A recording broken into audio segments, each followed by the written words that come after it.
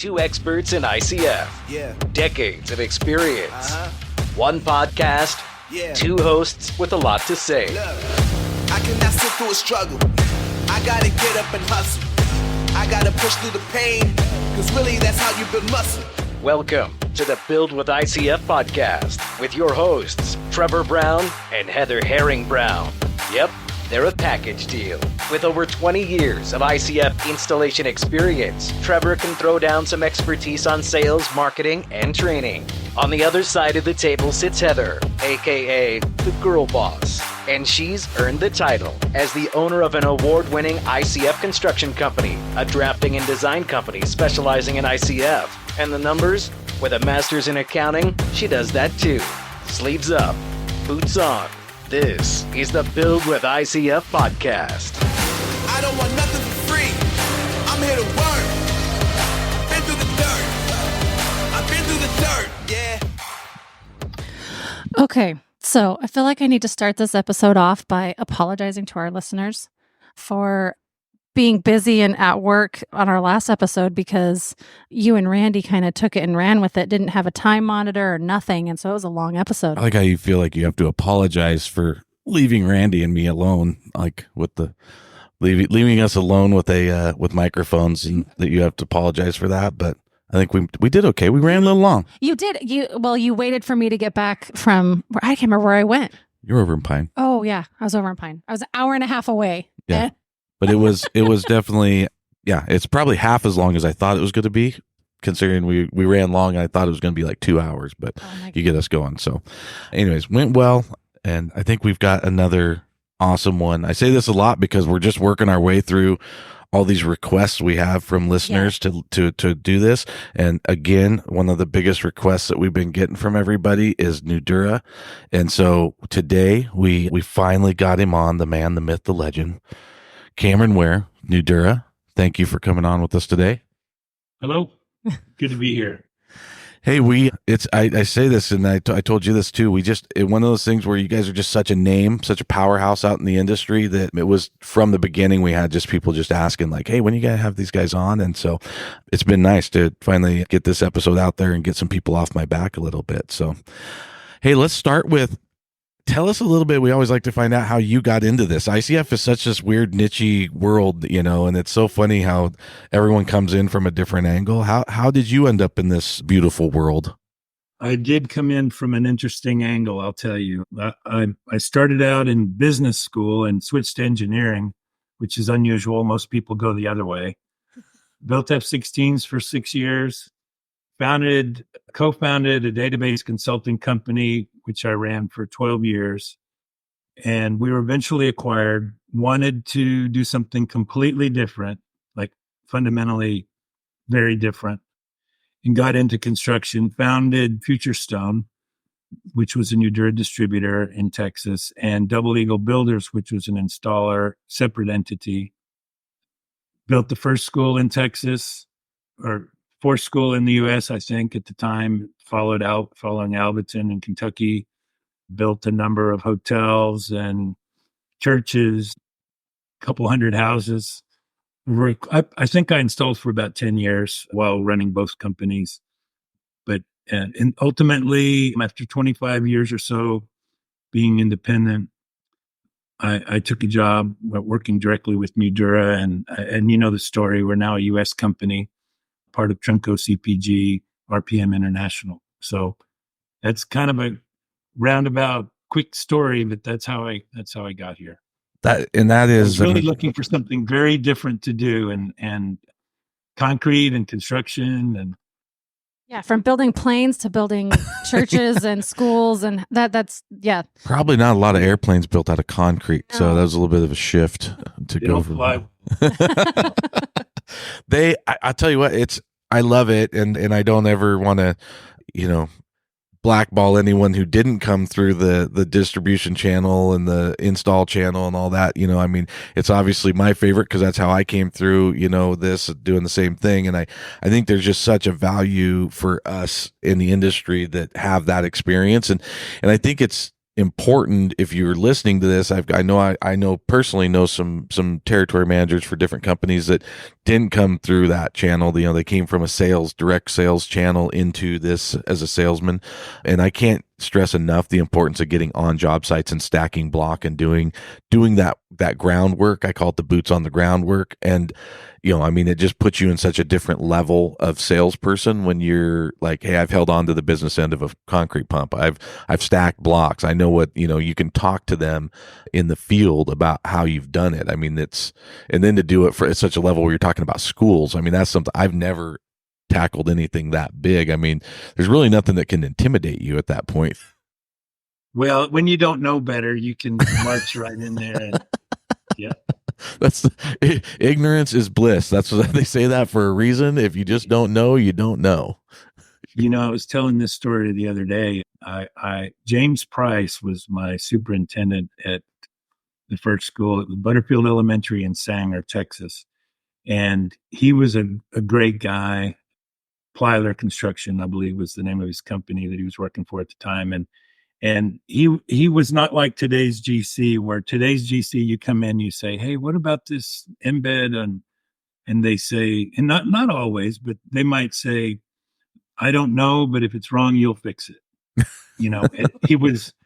He helped me through the process of going from a couple of houses and a hotel right into a school. So wow. It was good. Worked out good. Did you work when you were doing that? Did you directly start working with Nudura as a product, or did you work with other block companies too in the past? No, I worked exclusively with Nudura. Okay. And other than studying the other blocks, I've done quite a bit of analysis and studying of the other blocks and what's out there. And I've been on a number of the competitors' job sites over time, but even occasionally being asked to come on and comment on this or that. But for the most part, I have been very, very, I've only really used Nudura over the years. So he basically kind of bleeds that kind of aqua green color, the Nudura block. Yeah, that's how you cut him. If you cut him, it's aqua green, comes out of his veins. No, that's awesome, and that's it's so interesting, and that's what I love about getting to do this podcast and talk with people and you and I have talked outside of the podcast, but like to talk to you about a different aspect of how certain things we did the same and certain things we do different, coming in with that just extreme knowledge of the one brand, and I kind of started that way with, starting with the Blue Max and Arcs back in the day. And we did, that's all we did. And then kind of shifting into like where we've installed a dozen different brands, including Nudura and different things over the years, and just got my hands on a lot of it. But there's always kind of that, as they say, like the, jack of all trades, master of none kind of thing. When you get deep into one product or really loyal with one product, you get so good at it. And so it's a really good thing to have. And the other thing with you is that you mentioned off air, you said you're an engineer trapped what'd you say, a salesman trapped in an engineer body or whatever, you're an engineer coming at it from a sales standpoint. Yeah. Totally different than me. I go to guys like you with the big brains to answer some of those questions, because I think about it the opposite. I'm like the sales guy that has to go and like figure that, like find the guy to figure it out. So it's a different way to look at things, but it's so crucial to this industry and so crucial to Nudura and you representing them, that you have that thought process of doing it. Because I tell people all the time, the block is only as good as the support in a lot of cases. It's a very similar product when you look at everybody's out there. And really what makes people different is guys like you, the brain behind it, the support behind it in the area, the different things that you have. But getting into the Nudura thing. So how, when you're out there, tell us a little bit, if you're talking to somebody that's never seen a Nudura block, which I doubt that's ever a thing, but not our listeners, everyone's seen it. But if you were talking to someone at the World of Concrete or at the Builder Show and they walked in there and they're just talking to you about Nudura, should they know about Nudura?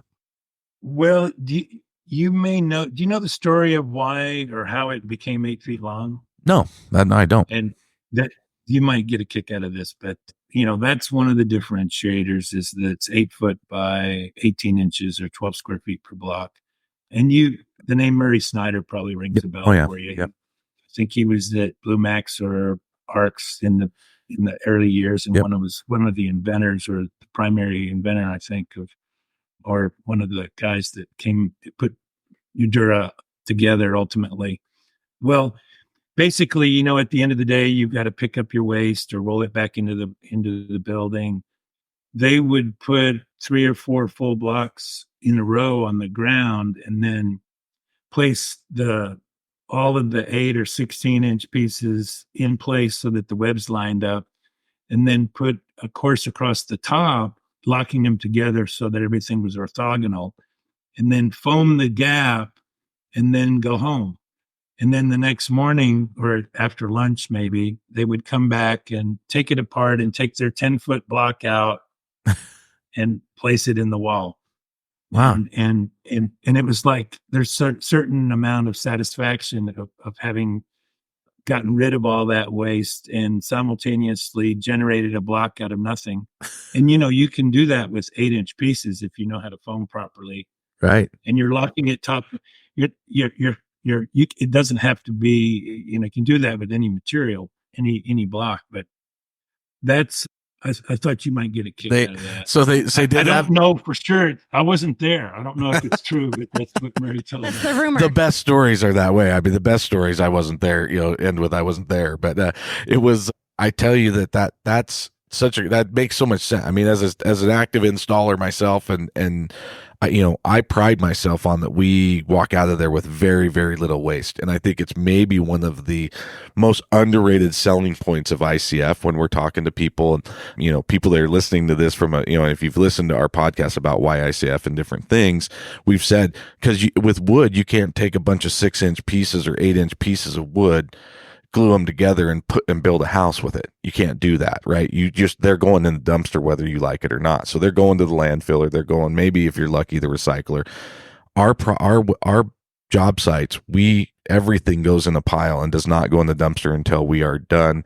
And because at the top of the wall, we always take all of our 6-8-inch pieces, put them together, and we build houses out of what most people would consider garbage. So that's such a true statement to say that. Now, the fact that they would put it together and then looked at it and went, we could make a block that long.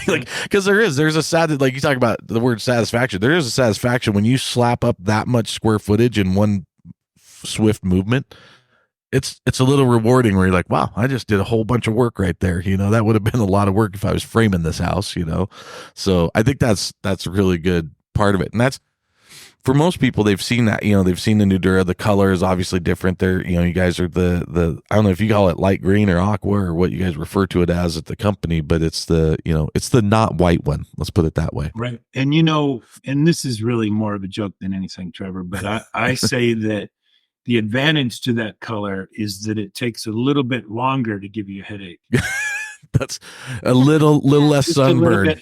Yeah. I'm still getting a headache from the glare, but it's not quite on the same level of intensity as black. Yeah. So, yeah, sunburn as well off of it. Yeah. Because it's you get a little bit of a blue tint.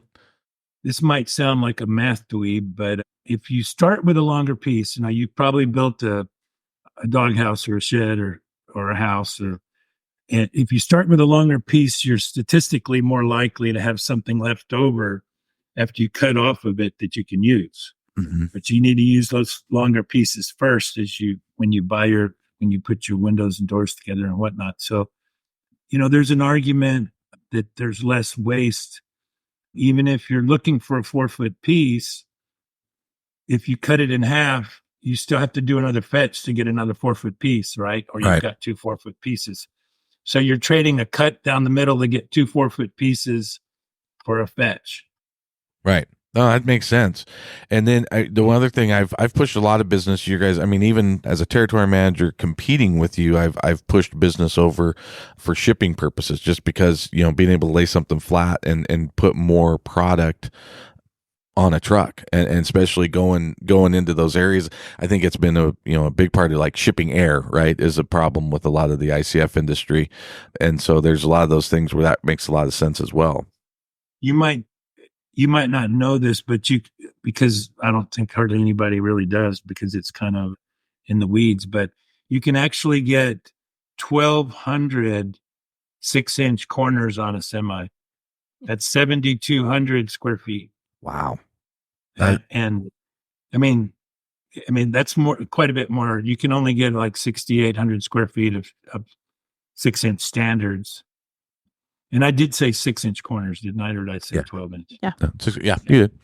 Yeah, well, and with shipping costs where they are, and increasing always because of fuel and everything else, that makes sense to be able to get more on a truck. Correct.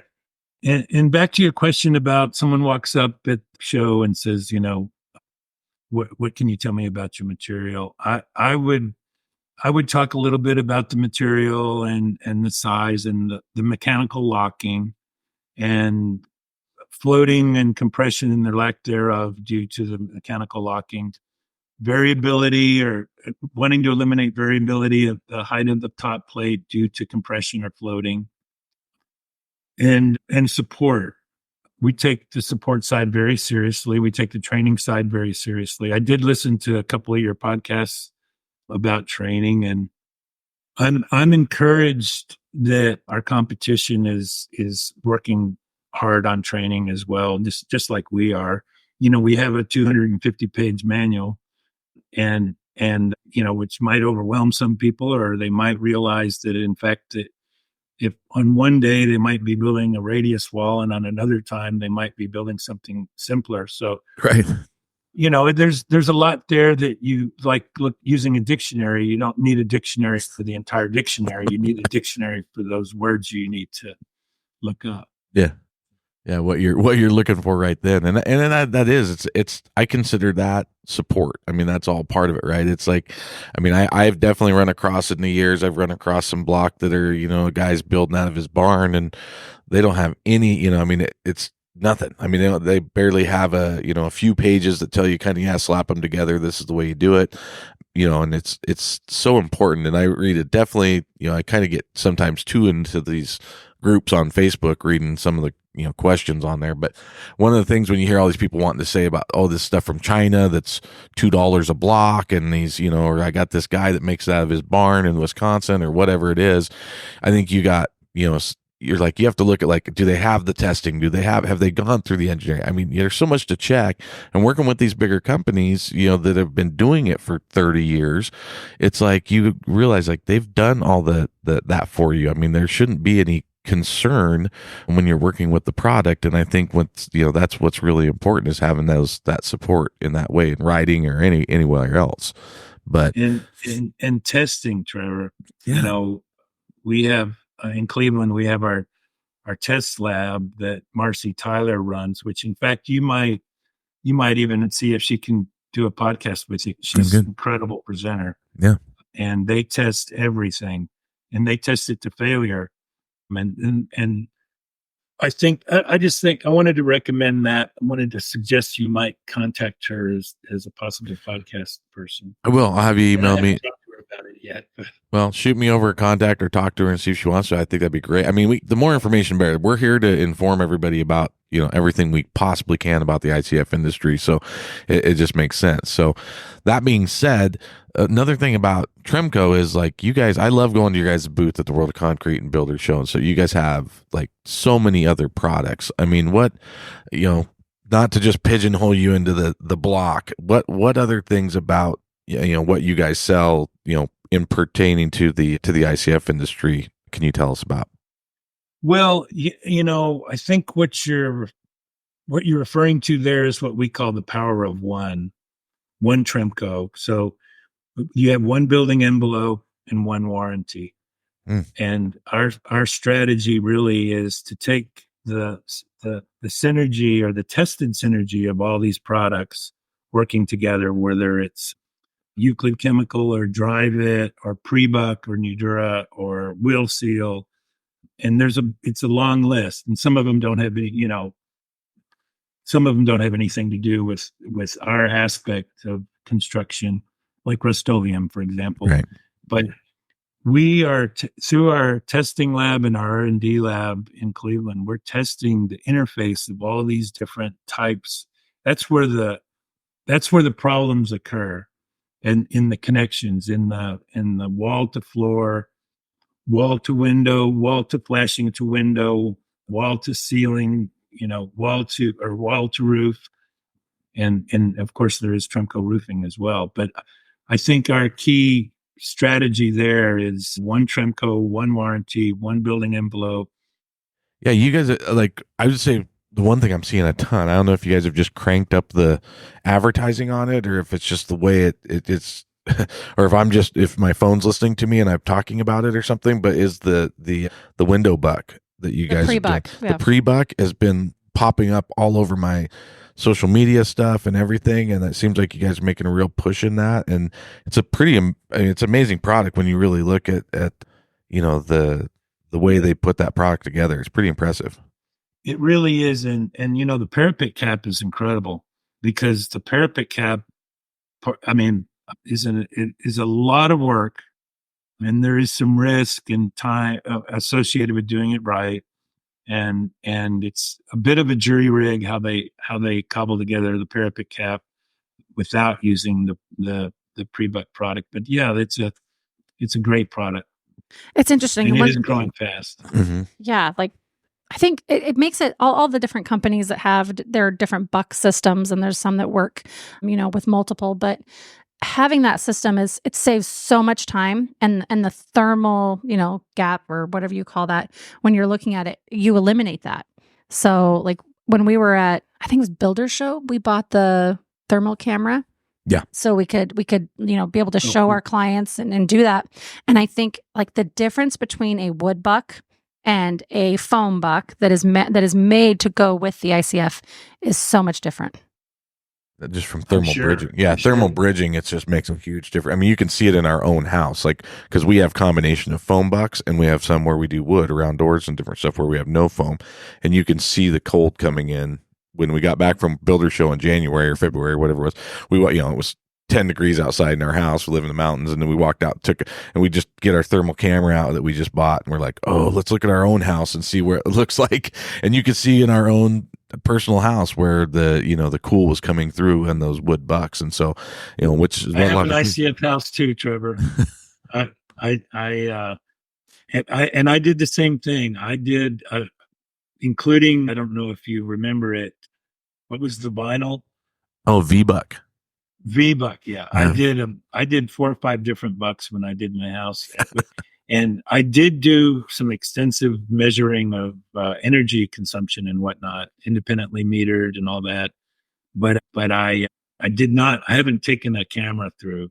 I still need to do that. It's only been 15 years.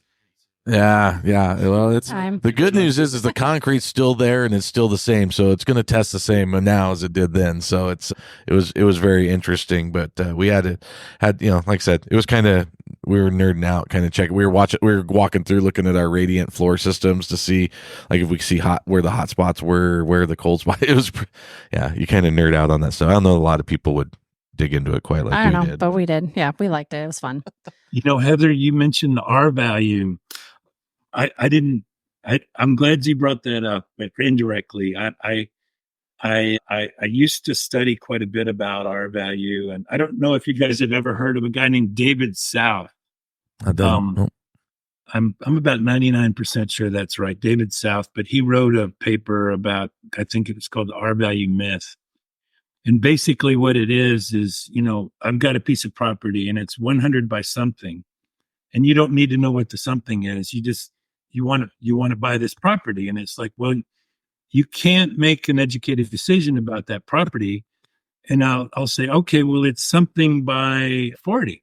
And it's like, well, no, I have to know more than one dimension. So if you look at the thermodynamics, you've got conduction, radiation, and convection. R value is conduction in steady state, which isn't real, not in the real world, right?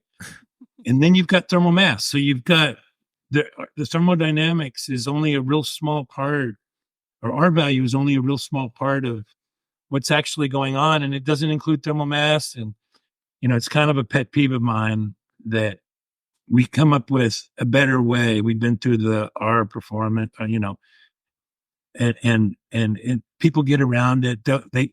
You can put R1000 in between 2x4 studs and still have less performance than a typical ICF wall.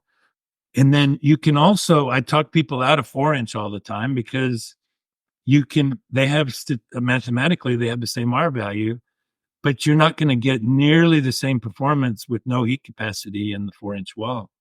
And yet we haven't figured that out. I mean, we haven't gotten behind that and come up with something better than R value. Now, U value helps because it keeps people from cheating quite so much. Because historically, they'll say what's in the cavity. Oh, it's steel stud. But I mean, heaven forbid, steel stud is like short circuit. I mean, you and I are on the same page on this. I've got into so many arguments with people about this whole thing. I mean, I remember we pushed for a little while. It was K value, right? They came out with the for ICF, we we're going to go use K value. I remember when I started in the business, when it was ARCs, I think it was right after Blue Max and they did the change to the ARCs rebrand. We had coffee mugs, t-shirts, water bottles, you name it, and they all said R50 walls on them, right? And then the stick frame guys went after us and attacked the ICF guys and said, you can't say that. Soon as you put concrete in it, you've destroyed their R value. There's no way to measure the air exchange through that to get an R value.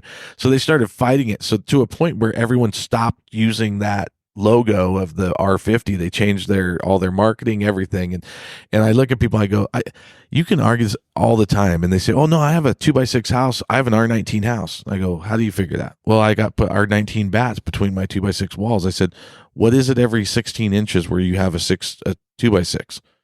And they're like, well, I said, it's not R19. I said, you're running about an R5. So everywhere you run through that wall, I said, I can show you with a thermal camera, you're going to have bright red stripes coming through that wall every 16 inches. So if you can't take the average and take it down, I said, take the average. You're looking and saying, you're not 19, but in that whole wall with every 16 inches having an 1.5 inch slit of R5, that takes it down to about an R13. So you got to look at you got to do the math on that. And people kind of understand it when I show them. I have them saved on my phone, the pictures of a thermal imaging of a stick frame house and an ICF house side by side. And I just pulled up. It's in my favorites. I show it to them. I say, this is what your house looks like. This is what my house looks like. And so you and I can agree 100% on that. I get so annoyed when people try to argue R value, or they go, well, your wall's it says it's an R22. It's only an R22, that ICF wall. Yeah, empty, with nothing in it. With nothing in it, yeah. But I'm not going to build the house with nothing in it. So, I said, well, all I can tell you is I have a 3,500 square foot house, and I pay about $100 a month to heat and cool the house year round. And I would assume that like $50 of that is our hot tub. Probably. But it's like, literally, I'm like, I don't know what to tell you. You can do your math or find an engineer, do whatever you want to do. I know what I pay for my utilities every month. I know what my mom pays for her utilities every month. I know, all the homes that I know, I'm like, I know what the operational cost is. But anyway, I think R value is just a very oversimplified way to explain it to the general public, because when you start getting into thermal mass, you start getting into these different things, it's a longer explanation for them. Yeah. And I think that's where, what we're trying to do is educate people about ICF and the benefits and why it's so important. And I think now with energy costs, it's actually becoming something that people are interested in. And see, now Cameron got me off on a 5-minute tear on something that's not about Nudura. It's just about us ranting about our value. So I'm going to bring it back. I'm going to bring it back to Nudura, and I'm going to start with our 3 questions that we ask everybody. But I want to go a little bit more into the Nudura products and ask, why Nudura? Well, I like the size. I mean, in terms of speed of production and in terms of joints, if you're going to go with a Dimonic 100 or something on the joints, there's 60% less joints. So there's less to waterproof if you're going below grade or even above grade with semi-permeable membrane like XOR 230. We've led the way on the schools in the country over the years. In fact, I was going to ask you guys if you'd heard of the K12 50% solution. If you haven't, you might get a kick out of that. Tell us. It's an ASHRAE document that's about 200 pages or so. It's been out there for a while, but it goes through what you have to do as a school to get to 50% energy consumption, and ICF is in there. And leading back a little bit into the R value conversation, It's the first document that I've seen out there that acknowledges that a high mass wall requires less R value to have the same performance as a low mass wall with a higher R value. And in fact, I don't know of any other document that's really, I would look for it, but Yeah. K12, 50% solution. And there's several different versions of it. It's an ASHRAE document. We interesting. just wrote that down. Yeah, I just wrote it down so I can look it up. One of the things that I noticed on Nudura, I downloaded your guys' product catalog prior to the podcast, and we haven't really talked about it, but you guys actually show the custom radius block that you can do, and we haven't even talked about that on the podcast yet. No, yeah. I don't think it's come up. No. Well, and it is different. You know, our competitors, several of them have radius blocks, but they are hard coded, if you will. They're, 4 foot, 6 foot. Nudura does offer a custom radius block that is cut to the dimensions that you're looking for. And so, on the inside of a circle and or inside of a radius wall, the linear footage is slightly less than the outside, right? So what they do is they take out a sliver every 8 inches between all the webs, 8 inches on center, and that block opens up to that profile, to that radius. And then, not to get into too much detail, but if you have the back of a baseball stadium, it doesn't matter because you can bend the block. Maybe you need one cut every 4 feet, right? A saw blade every 4 feet on one side only. And you can still do your overlap and your 16-inch locking on the 8-foot piece and 16 and 72 on the outside. But when you get into smaller, 50, 40, 35, 22, 20 foot 6, whatever radiuses, Nudura it's about $1.50 more a square foot. They'll deliver the product with the pre-cut radius at the factory. Such a time savings, though. I mean, what's your time worth? Oh my God. Yeah, especially if you're doing a radius. Crazy to try to do that. I was like, I can't believe we haven't talked about radius blocks. I know. But the other manufacturers, this is the first time I've actually seen it in the product catalog. Right. Yeah, no, it gives a great visual to it. Note to other manufacturers. No. But yeah, it's something that there's between that and and looking at the why Nudura thing, the one big thing that I try to let people know too is you guys are, I haven't seen any numbers lately. I believe for a long time at least, you guys have been you're the number one selling, right? Do you know that, or am I correct in saying that? Yeah. I haven't seen the books of our competitors, but yeah, and they must do something. It's kind of funny just being in the industry. I think it's common knowledge. I don't know. They've got to be tracking it somehow, but I've heard that just from a gross number. So, when you're looking at it, you guys are pretty much everywhere. So, it's pretty easy to make sure you've got support in that area and able to find someone wherever you're listening to this podcast. There's probably some support there. So that's good to know too. They may not be all as cool as Cameron, but we can't all be. They can try. Yeah, they can try. I'm hardly cool. Maybe in my younger years. Yeah.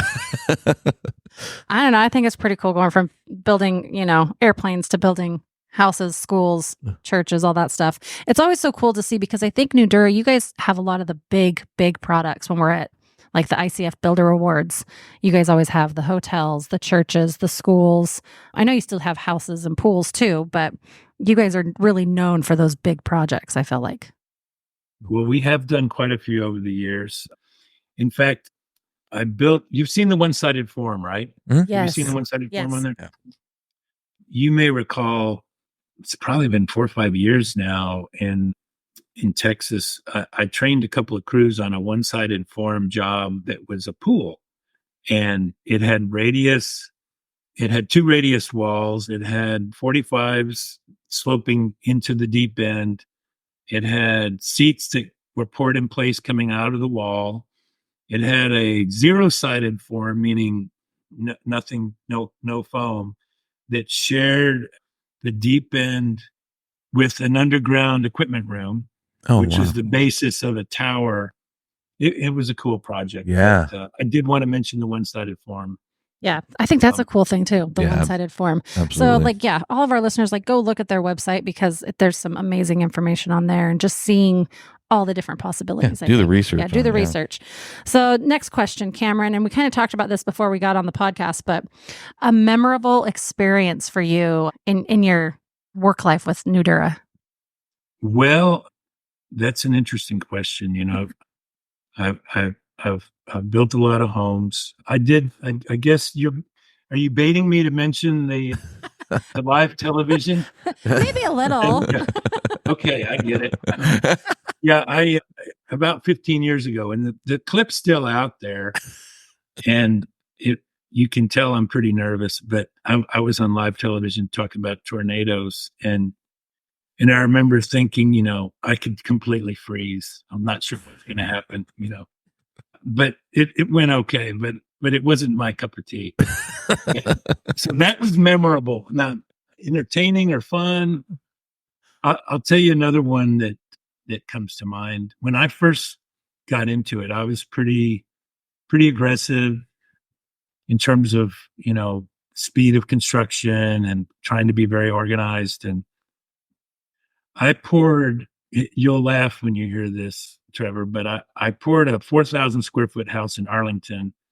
The guy's still there. He's still referenceable, and even has a little door in his living room where he can open it and show his friend this concrete. And that picture with a door behind it. Yeah. And I did. It was insule deck. Yep. No, I'm sorry. It was light deck. Mm-hmm. And Mr. King was the engineer. I'm sure you've heard of him from out west. Great guy. He's since passed. Great guy. Still work with his son. But it was light deck. I use mostly insule deck now, but I did 4,000 square feet out there, and I did the walls and the overhead concrete and everything the same day. Wow. Okay. Yeah. It's an overpour. And Boom. Right. I was so proud. I was very concerned about it. Mm-hmm.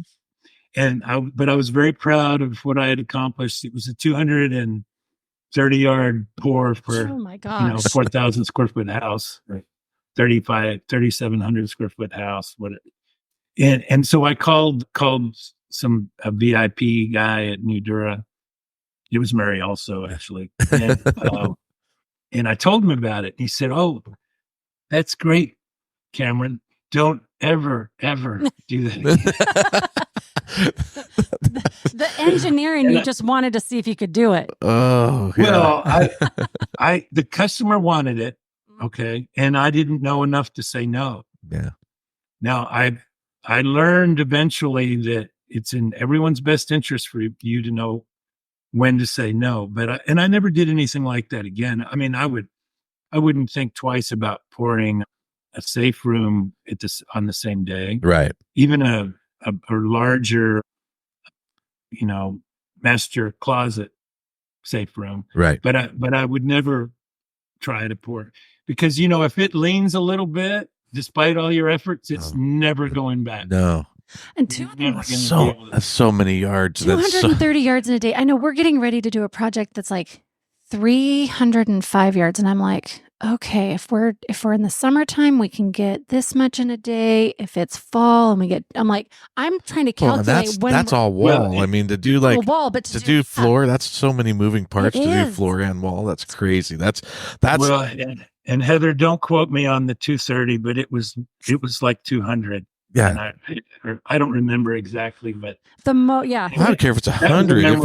If it's a floor, I mean, that's so many moving parts to do. Like where most, that's awesome. No, that's it. And I agree with you. I think probably every man, at least, women are smarter than men. And I might verbalize that all the time. So not just in front of my wife, I'm clearly, that's the truth. But I think a lot of us all have a story where we go, I'm really proud of this, but I'm never doing it again.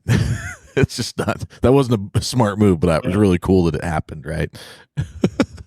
No, Trevor, many, many years ago, a guy told me, older guy, experience is what you get when you don't get what you want. That's exactly.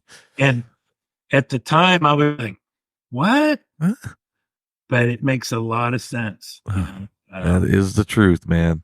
It's what makes us. That's where all this gray hair in my beard comes from. So, I thought that was from the kids. Every now and then, we're lucky enough to learn from something that could have happened that didn't. Exactly. Yes. Yeah. Dodge a bullet, but yeah. All right. And I usually let you ask the last question, but I'm going to ask it today just because, you got to talk on the whole last podcast. Sure. So, go ahead. So what are you excited about coming up with Nudura products and where the company is headed? In the future, what's your future? What's the future excitement? Well, I think where it's headed is that the very serious test, as far as Tremco, CPG, and Nudura, the very serious testing of compatibility, adhesion, sequencing of the interfaces of how all the products work together, and not to sound like a broken record, but one Tremco, one building envelope, one warranty, and unmatched protection for peace of mind. That's where it's going. And I'll be honest with you, I've always been I'm kind of an idea guy, but kind of heads down. And when we were first acquired, I wasn't part of the original group. I was a consultant to Nudura when Nudura came over, and ultimately I joined 4 years ago. But I didn't see it that clearly then. I mean, I knew it was a great idea and lead with the wall. The wall has all these other products, but it's grown on it. That's what the owner wants. Like the owner expects that to happen, but what's really happening out there right now, and we all, if you were with Blue Max, you didn't have an ESR and you didn't have a UL fire listing at points in time when you might have needed one because the industry wasn't advanced enough yet. But where it's all headed is the ability to really guarantee to the owner that the interface of all of these products, and through our building science lab that I mentioned earlier, that's going to make sure that these things are all compatible, have the right adhesion, that the sequencing is right, and they call it one hand to shake. And you can look at it a little bit more in a semi-derogatory way, or one throat to choke. Depends on the day.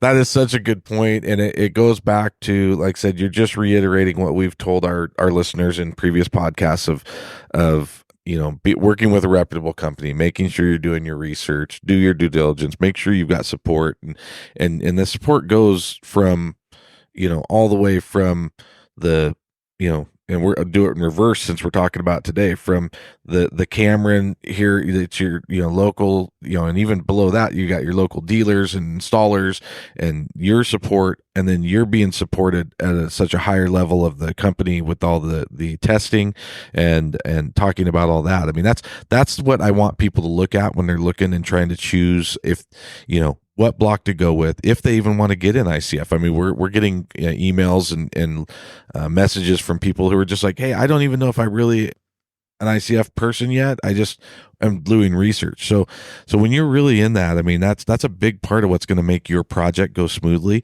If you're doing this as a builder or distributor, this is what's going to make your relationship go smoothly. I mean, it really goes into looking at that support. So I love that you brought that up, because it is for all of us in the industry, we all are looking for that support above and below us. So that's awesome to hear. Trevor, can I bring up one more thing? Yeah, please do. You've probably heard of the term tipping point. Yep. It was Malcolm Gladwell, I think, that wrote a book about it. And it basically, people make fun of the guy down the street this is 1900. He moved his plumbing inside the house. Who in their right mind is going to put their outhouse inside their house?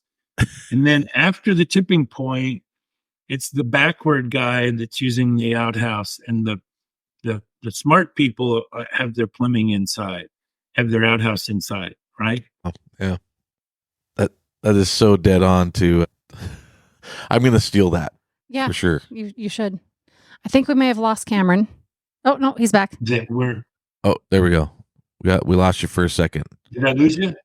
Just a second, but we got you. We got the important part, which is the outhouse.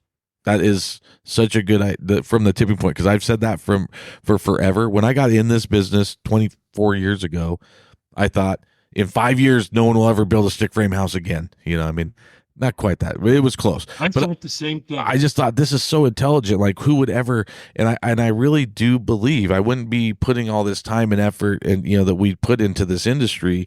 All of us that are in the industry, we put this effort in because we see that tipping point. We know it's out there. We know that it's going to take us a little bit, but I know we're getting it, in leaps and bounds. I mean, from a sales and install standpoint, to look at the numbers we do today in 2024, if you would have told me this even 10 years ago, we'd be doing these numbers, I would have thought you were crazy. And when you look at what our industry is doing, I think we're creeping up on that tipping point, and sooner or later the guy with the 2x6 house is going to be the guy with an outhouse, right? I think so. And also the guy on the golf course that's talking about his $200 electric bill is maybe really just bragging about how big his house is, 10,000 square feet or whatever. And he doesn't really necessarily even care. Right. Maybe but it's bragging. Now, the guy that's got a 1,200 square foot or 1,000 square foot house where the $100 that it costs him, that could be $30 or $15, that's non-discretionary income. And that's important, because when you talk about non-discretionary income versus discretionary income, that the value proposition is so great to ICF. It's crazy. No, I agree. It is 100%. I think that is a great spot to end with. Yes. between the outhouse comment. I think that's what I don't put too many subtitles on the episodes, but I want to put that on there. I said the wrong thing because you locked me out. Yeah. I thought maybe it was more like a mic drop, like it was the best thing. So I just like, all right, we're ending with that. It really was a virtual mic drop. It was awesome. So Cameron, thank you so much for joining us today and taking your time. We really do appreciate it. And we will can we put your contact information in our show notes for everybody to reach out to you if they have questions on Nudura? Perfect. It may generate more people than you want on there, but if you can even at least get them to the right people. I know you guys have territories and different things, but we'll use you as a point of reference for Nudura, and you can get them to the right people. But we love to give our listeners a way to reach out to the people that they're hearing on here, ask questions. As we say to everybody, please check us out on our socials at Build with ICF, and then our website at buildwithicf.com. Yep. And continue to send in your questions. We will be recording our listener questions. Will be our next episode. Yep. So make sure you're still sending those in. Either DM us on our socials or at info@buildwithicf.com. Yeah, and we'll tag Nudura and all this, obviously, just like we always do. So go check them out. I mean, these guys are doing a lot for our industry, and it's amazing how, like I said, I always am surprised about how great we all get along in the industry. Everybody using different products, different things, but we all are fighting for one thing. We want to use Cameron's analogy here, we're all just fighting to get the outhouse brought inside, right? We're trying to bring the plumbing inside. So we definitely are all fighting in one direction for one goal. And so I just think they do so much for us. And I really appreciate everybody at Nudura. I've had great conversations with a ton of people within the company over the years, and they just continue to do a great job. So go show them some love, follow them on their socials. I'll link everything in, and go check out their website, and send as many emails to Cameron as you want. Yeah. Anytime, day or night. Just flood him with it. But but thanks again, Cameron. I appreciate you being on here. Thanks for thinking of me. I appreciate it, Trevor. And Heather, it's a pleasure. I met you at the World of Concrete very briefly, but it's a pleasure seeing you. Cool. All right, guys. We're going to go ahead and bust out of here, and we will be back next week with a episode on listener questions. We will get to the half. So if there's any of you sending questions asking they didn't answer my question, we still have some from the last episode we're getting to, and we definitely have some new ones. I just got an email yesterday about some, so we're gonna put them on that episode and make sure we get all those questions answered. and we'll just keep plugging along. If you have any suggestions of episodes you want to hear, I think we're knocking out a lot of them, but please don't hesitate to give us a message and tell us if there's people you'd like to hear from. We're still working on that list as well. Yes, so, we are. thank you, everybody. Have a great day, and we'll talk to you on the next one. Thank you.